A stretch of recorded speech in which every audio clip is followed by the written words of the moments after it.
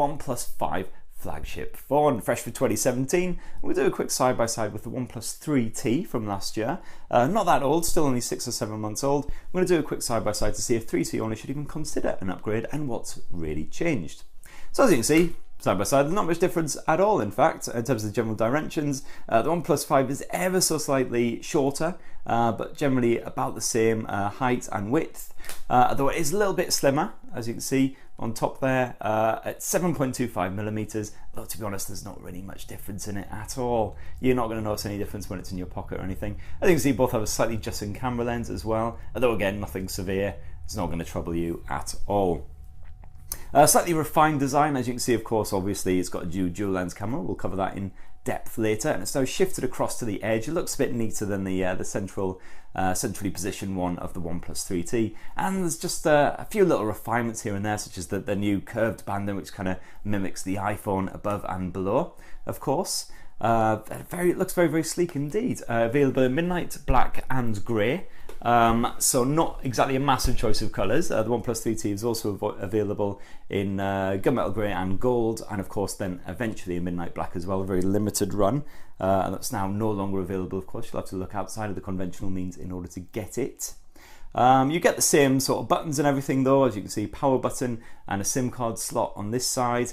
On this side you get the old alert slider, which you can use to quickly stick it onto vibrate if you want to head into a meeting or similar, and a volume rocker as well. Down below you get the speaker grill, Type-C USB and a headphone jack, and up top, bugger all. So yeah, it's a very sleek design. Neither phone is water resistant, sadly. They didn't make the OnePlus 5 water resistant for 2017 to sort of bring it in line with other flagships like the HTC U11, Sony Xperia XZ Premium and so on and so forth, but never mind, just don't go taking it in the bath and you'll be fine. Both phones obviously rock a fingerprint sensor beneath the screen as well, and they're both super fast and responsive, as you can see, straight into your desktops there, no worries whatsoever. Oh, look at those gorgeous screens, 5.5-inch AMOLED in both cases. So no difference whatsoever, full HD resolution still and everything. So if we bring up the apps tray for us, just get in nice and close there, you'll see absolutely no difference. You won't be able to make out any of the individual pixels on the OnePlus 5, same as on the OnePlus 3T. And as you can see there, nice vibrant visuals as well, really, really colourful, gorgeous, gorgeous colours, really shine off the screen. So almost, I'd say pretty much actually a match for the Galaxy S8 and other flagships in that respect. Obviously it doesn't have the full Quad HD as some of the other flagships, but we're not talking about them now, we're talking about OnePlus. And you definitely will not be disappointed by this display. I mean, look at it, it's retina burning as well. This isn't anywhere near maximum brightness. If we just pull this all down, as you can see, nowhere near maximum, and it's already seriously bright. So if you're gonna go outdoors or whatever, you will not struggle at all. Both phones run an Android 7.1.1 Nougat, rather. The OnePlus 3T has been fully updated, so it's in line with the OnePlus 5, with of course a bit of Oxygen OS on top. So OnePlus has added a few bonus features than OnePlus 5. One of those features is display related. It's actually to do with the display. It's the new read-in mode. So if we dive into the display settings on both handsets, you will see that that is there. And then what this basically does is it uses the ambient light sensor to check out the environmental lighting quality, and on certain apps, or you can also turn it on manually, it'll just warm up the colors a bit and make it a bit easier on the eye. It's supposed to be especially good for reading ebooks and the rest. That's not available on the OnePlus 3T right now, perhaps in a future upgrade, who knows. But also you do get the night mode on both handsets, so you can at least get that sort of nice blue light filter when the lights go down, so more easy, comfortable on the eye experience late at night. Great stuff.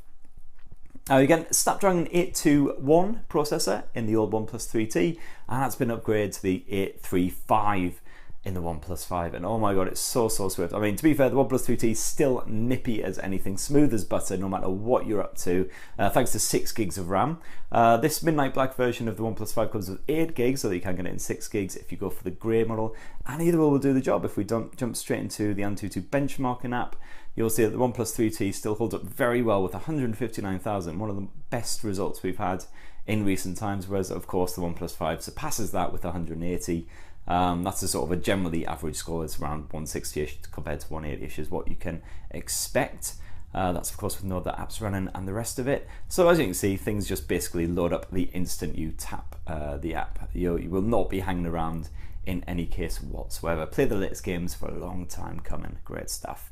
You get a choice for either 64 or 128 gigs with either of these phones. The Midnight Black comes with 128, Grey comes with 64, and it's again a variable choice with 3T depending on what colour you choose. And neither phone supports microSD, so no difference whatsoever in terms of the storage.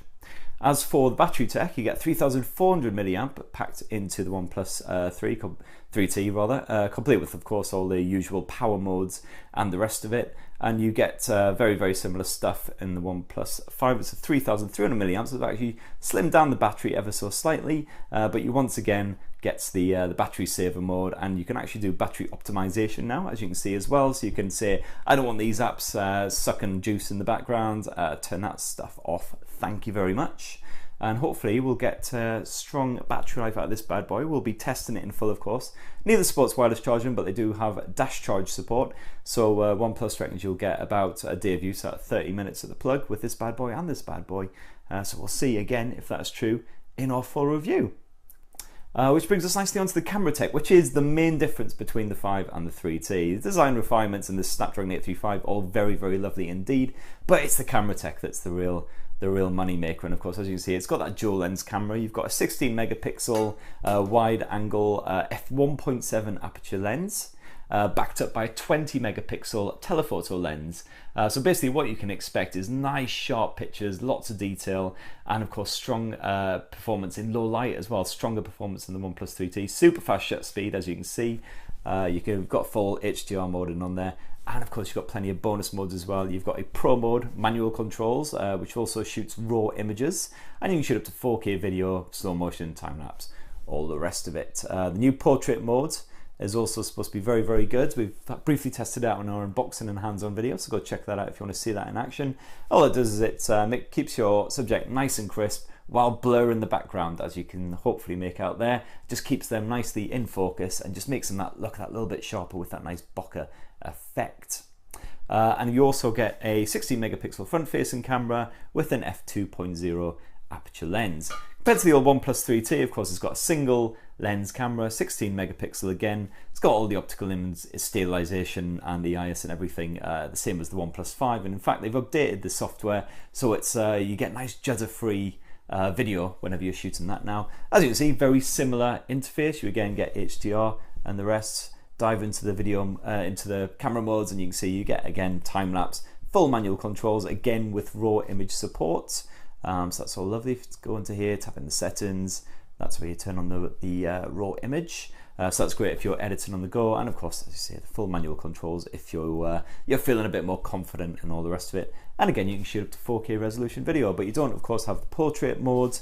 You don't have the dual lens tech. You don't have that telephoto lens, and it's probably not quite as strong in low light as well with its f2.0 aperture lens.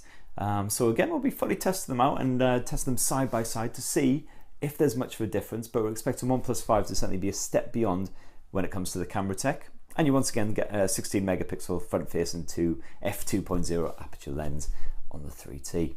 So, should you upgrade? Well, it depends how much you want that extra camera tech really. Stay tuned for a full review where we'll reveal if the OnePlus 5 really is a step beyond in terms of its optics, but otherwise OnePlus 3T is still a great handset, to be perfectly fair. Great performance, the camera is still solid, and it's getting improved with the likes of that image stabilization improvement, and you know, the screen hasn't really changed at all, still just as gorgeous. So yeah, in a nutshell, that's the 3T versus the 5. Let us know what you think below. If you own the OnePlus 3T, are you tempted to upgrade?